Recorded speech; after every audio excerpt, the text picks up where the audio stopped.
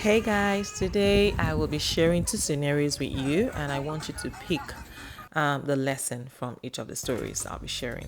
But first, before we proceed, let me introduce myself in case you're new to my channel. My name is Miriam. I'm a wife, a mom, a student, an entrepreneur, a fashion designer, and a YouTuber. I recently had a baby, and this is a workout, video for you. But while you watch me work out, let me also share something that would change lives. Yes, so sit back, relax, and listen. So, one thing I've realized is that everyone always wants to hear a story. And it's just a fact. The truth is, these days, it's not enough to have top of the line services as a business owner. Now, start viewing this story from the business perspective, And if you're actually bad at building relationships with your market, then you might be in a little bit of trouble. But the good thing is that it's achievable, but you have to keep in mind three things that I'll share today. Number one is to establish relationships, not just with your audience, but also with businesses that share the same goals just as you. And I'm coming back to this particular point. The second point is for you to share genuine stories and experiences to create connection. And the third one is to be open with your struggles. After all, we are all human beings. Yes, we are all human beings. I've shared a lot of stories about myself, times that I've been vulnerable in the past. So please, be open, and remember that everything is a two-way street. So it's important that you are open to being genuine and sincere. Also put a little bit of heart and soul into your practice, especially when you're communicating. And if there's anything else that people appreciate more than good services, trust me, it is passion and commitment.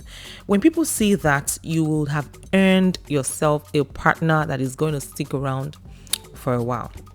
Now that takes me back to the story that I want to share with you guys. Remember, the first point I mentioned here is to establish relationships, not just with your audience. So, and I'm going to be comparing two billionaires right now. The first one is Dangote. You would notice that, Dangote never shared his story. Listen to me. Dangote never shared his story when he was emerging, when he was struggling with.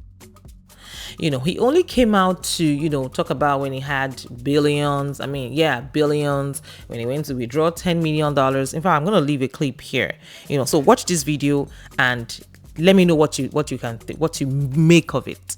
You made a lot of money now, but I guess it doesn't matter now because for you it is numbers in the banks, You look at your bank statement and, how many zeros here or it's not here or there. But I don't even look at that at all. You don't even like it, but it's okay. But when you made your first million or 5 million, how we deal with that? When you made your first million or 5 million or the way it is that when you first start business, your target is to make your first million. Okay, fine, I did that. But after a year or so, I realized that look, I have much more than 13 billion, and I said, okay, fine, all these numbers are just written numbers. Yeah. And one day I went to a bank. Yeah. At that time there were no restrictions of this, and I wrote a check and cash $10 million, and I took it home. For yourself? For myself, yes. You cashed $10 million from the bank? Yes. Yes, and took it? I put it in the boot of my vehicle, and I went home. And I open it and I look at 10 million. I said, that, okay, fine. Now I believe I have money.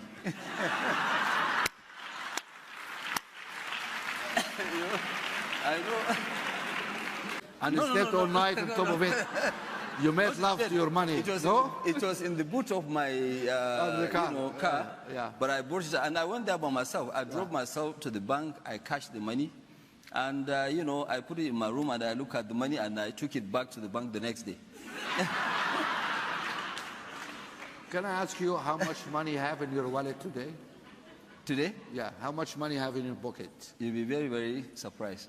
I don't even have, not even $1, nothing. You have no money on you? Nothing. Okay. Nothing. I have nothing. That's money for you guys. When you have money, you don't carry money. So one thing I would say is, before you guys come for me, If you recall when Linda Ikeji shared her multi-billion-dollar mansion story, the very next day, trust me, over 30 million Nigerians opened their vlog. They started their blog, sorry. Over 30 million Nigerians started a blog. 24 hours after she shared that story, people started their blogs. What am I trying to say? Carry people along. You don't only announce when you have, when you are now a success story, or when, she was transparent all the while. But, well, trust me, I love Dangote, especially with his work ethics. But there's certain things that I just don't buy. Like he's saying it comes from yes, it's from a rich home, but he never inherited one kobo. Well, that's okay. But one thing I want to say is this. If not anything, one thing I'll say I admire about Dangote is his mindset. He inherited that mindset. He has always been exposed and nurtured into a business environment from an early age.